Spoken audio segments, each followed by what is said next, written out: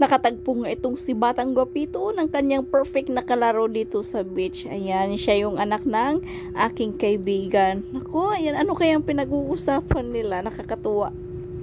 At dito nga sa picture taking area, napagtripan na yung mga paro-paro.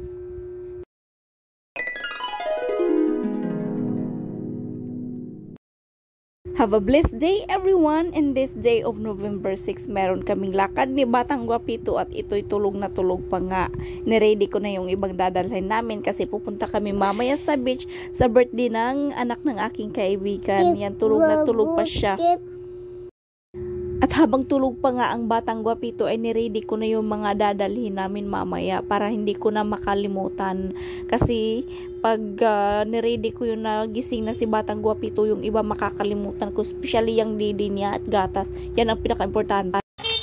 Pagkagising niya, ayan niya agad pinagtripan niya yung mga kutsara. Kasi alam niya pag birthday party kasi maraming kutsara at saka tinidor kaya pinagtripan na niya. At ito na nga, naka-prepare na kami going to town kasi magtra-tricycle lang kami. Naghantay pa kami ng tricycle para mapaparahan namin. At this moment, nandito na nga kami sa bayan. Sakay ulit kami ng tricycle papunta dun sa beach. 2,000 years later. Few moments, nakarating na nga kami dito sa beach. Ayan yung beshi ko. Busy siya sa ng mga bisita niya. Kunti lang naman yung bisita, family lang at saka kami. Ang lechon ay nangalahati na. Pagkatapos namin kumain, getting to know each other yung dalawa. Hindi ko na nabidyohan yung habang kumakain kami kasi sa sobrang gutom. Alauna na kami nakarating dito at yung Batang Gwapito nangunguha na ng hindi sa kanya na pagkain.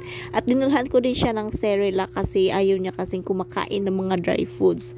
Gusto niya kasi laging may sabaw. Yung handa dito walang sabaw. Yun yung palang motif ni Bibi Asiana. Hindi ko na nabidyohan yung birthday girl kasi nakatulog na sa sobrang pagod.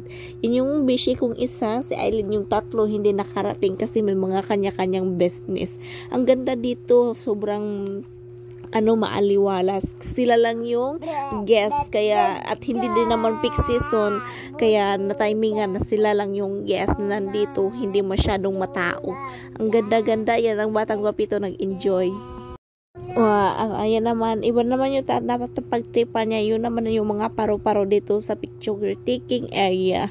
Mga makukulay na mga paro-paro. Iwan ko sa Batang Gwapito na ito. Itong Batang Gwapito talaga ay napaka-friendly. Kahit saan-saan na lang siya dumadapo na basta may mga bata nakikipaglaro siya, nakikipagsalamuha. At yun naman isang batang kanina na anak din ng kaibigan ko, iniwan niya kasi napaka-boring. Napaka-boring na kalaro kaya ayun pumunta siya sa iba. Dito siya nag-enjoy kasi may mga laruan din silang nakakita. Siguro naiwan to ng ibang mga guests na nakikita nila dito sa beach. Ayan, kaya pinaglaruan nila. Ito talagang Batang Gwapito ay napagod ako sa kakahabol sa kaya hinayaan ko na lang mas mabuti nga na nakakita siya ng mga kaibigan na diyan siya magstay kasi kung saan-saan siya na lang siya tumatakbo, iwan ko ba napagod ako. At nag-request nga sa akin yung tatay ni Batang Gwapito na videohan ko daw yung view ng beach na ito. Ayan yung view, hindi siya masyadong malaki kasi dikit-dikit yung mga beaches dito, napakaraming beaches.